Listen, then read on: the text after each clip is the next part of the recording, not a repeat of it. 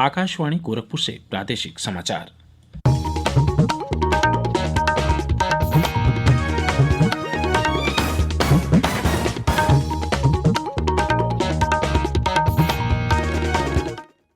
नमस्कार। समाचार बुलेटिन के साथ मैं वेद प्रकाश पाठक। पहले मुख्य समाचार। अलीगढ़ मुस्लिम विश्वविद्यालय के शताब्दी समारोह में प्रधानमंत्री नरेंद्र मोदी आज वर्चुअल माध्यम से मुख्य अतिथि के रूप में लेंगे हिस्सा। मुख्यमंत्री योगी आदित्यनाथ ने कल मऊ जनपद में 136 करोड़ से अधिक की 27 विकास परियोजनाओं का किया लोकार्पण और शिलान्यास। केंद्र सरकार ने जीएसटी क्षतिपूर्ति के लिए राज्यों को 8वीं किस्त में 6,000 करोड़ रुपए जारी किए और प्रदेश में पिछले 36 घंटों में कोरोना संक्रमण के 1,018 नए केस सामने आए। राज्य में अब 16,822 कोरोना के सक्रिय मामले।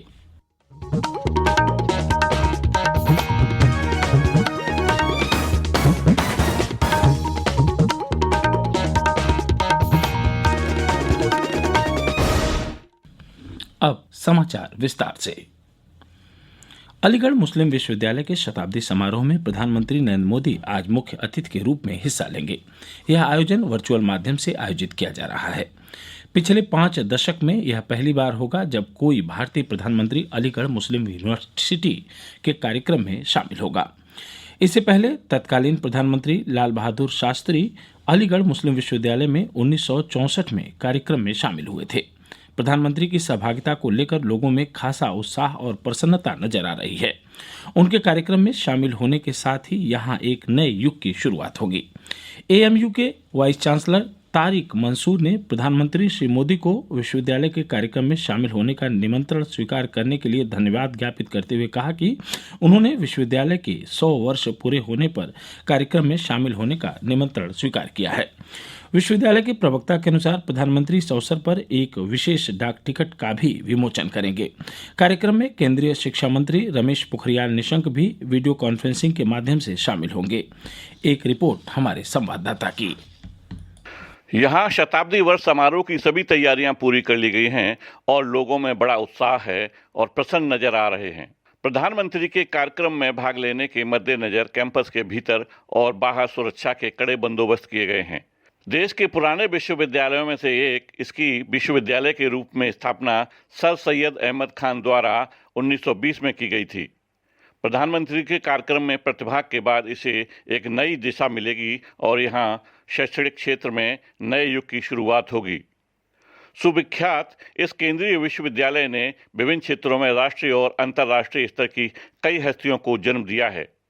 एएमयू के वाइस चांसलर तारिक मंसूर ने बताया कि एएमयू समुदाय प्रधानमंत्री के यहाँ शताब्दी समारोह में निमंत्रण स्वीकार करने से बेहद खुश है और कृतज्ञ महसूस कर रहा है। एमएस यादव, आकाशवाणी समाचार, लखनऊ। राष्ट्रपति रामनाथ कोविंद ने डॉक्टरों से अपील की है कि वे अपने ज्ञान और कौशल का उपयोग केवल अपनी आजीविका के लिए ही नहीं बल्कि मानवता की सेवा के लिए भी करें। कल वीडियो कॉन्फ्रेंस के माध्यम से लखनऊ के किंग जॉर्ज चिकित्सा विश्वविद्यालय के 16वें दीक्षांत समारोह को संबोधित करते हुए उन्होंने कहा कि चिकित्सकों को गरीबों का ध्यान रखना चाहिए। चिकित्सा पेशे में महिलाओं की बढ़ती संख्या पर संतोष व्यक्त करते हुए उन्होंने कहा कि किंग जॉर्ज चिकित्सा विश्वविद्यालय ने इस दिशा में कदम बढ़ाए हैं। राष्ट्रपति ने कहा कि इस विश्वविद्यालय ने 9 लाख से अधिक कोविड नमूनों का परीक्षण करके अपना बहुत अच्छा योगदान दिया है। लोगों का जीवन बचाने में कोरोना योद्धाओं के योगदान की सराहना करते हुए राष्ट्रपति ने कहा कि विश्वविद्यालय के पूर्व और वर्तमान छात्र चिकित्सा के क्षेत्र में उल्लेखनीय कार्य कर रहे हैं। राज्यपाल आनंदीबेन पटेल ने किंग जॉर्ज चिकित्सा विश्वविद्यालय के दीक्षांत समारोह में कहा कि चिकित्सा शिक्षा का उद्देश्य केवल ज्ञानशीलता प्राप्त करना ही नहीं है बल्कि हर विद्यार्थी के अंदर विनम्रता एवं सेवा भाव भी होना चाहिए। उन्होंने कहा कि ये खुशी की बात है कि 44 पदक प्राप्त करने वाले विद्यार्थियों में से 21 छात्राएं हैं। राज्यपाल ने चिकित्सकों तथा डिग्री प्राप्त करने वाले छात्र छात्राओं से आह्वान किया कि सभी कम से कम एक क्षय रोग ग्रसित बच्चे को गोद लें और उनकी देखभाल करें। उन्होंने बताया कि प्रदेश में अब तक 10,000 से अधिक बच्चों को गोद लिया जा चुका है। इनमें से लगभग 6,000 बच्चे ठीक हो चुके हैं। राज्यपाल ने कहा कि किंग जॉर्ज चिकित्सा विश्वविद्यालय प्रशासन कम से कम 50 बच्चों को हर साल गोद लेने का संकल्प लें और अगले दीक्षांत समारोह तक उन्हें स्वस्थ करें।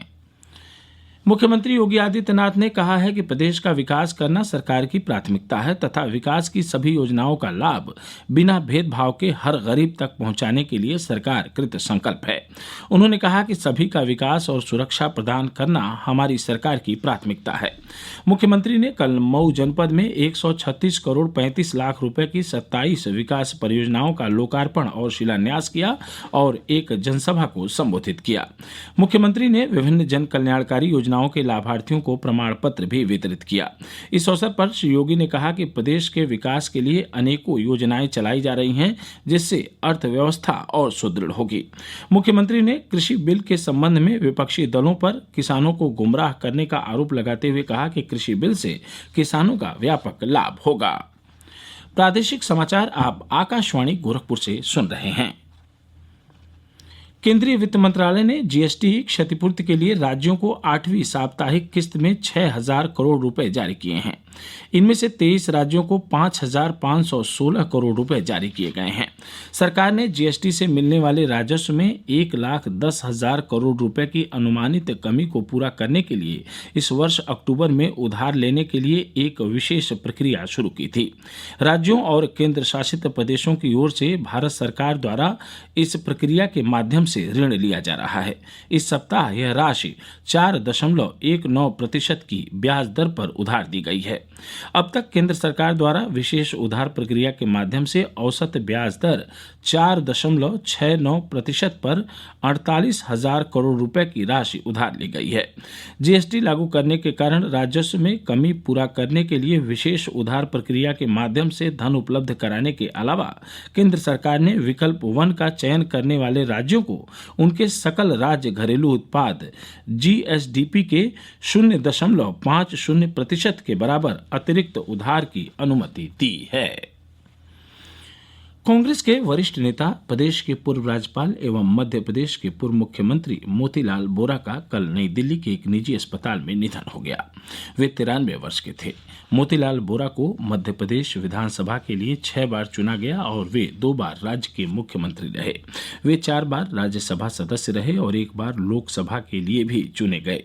वे केंद्र सरकार में स्वास्थ्य और परिवार कल्याण तथा नागरिक उड्डयन मंत्री भी रहे। प्रधानमंत्री नरेंद्र मोदी, राष्ट्रपति रामनाथ कोविंद और प्रदेश की राज्यपाल आनंदीबेन पटेल ने मोतीलाल वोरा के निधन पर दुख व्यक्त किया। प्रधानमंत्री ने अपने शोक संदेश में कहा कि वोरा जी कांग्रेस के वरिष्ठतम नेताओं में से थे।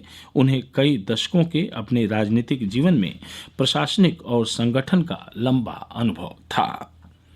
प्रदेश में पिछले 36 घंटों में कोरोना संक्रमित 1,018 नए केस मिले हैं। राज्य में अब 16,822 कोरोना के सक्रिय मामले हैं। अपर मुख्य सचिव चिकित्सा एवं स्वास्थ्य अमित मोहन प्रसाद ने कल लखनऊ में प्रेस प्रतिनिधियों को बताया कि प्रदेश में अब तक कुल 2,25,64,828 सैंपल की जांच की गई है। उन्होंने बताया कि प्रदेश में कोविड-19 रिकवरी प्रतिशत 95.65 है।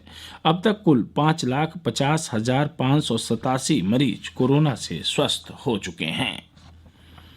प्रदेश के अपर मुख्य सचिव सूचना नवनीत सहगल ने बताया कि प्रदेश सरकार कोरोना संक्रमण को नियंत्रित करने के लिए योजनाबद्ध तरीके से कार्य कर रही है, जिससे राज्य में कोरोना के मामलों में कमी आ रही है।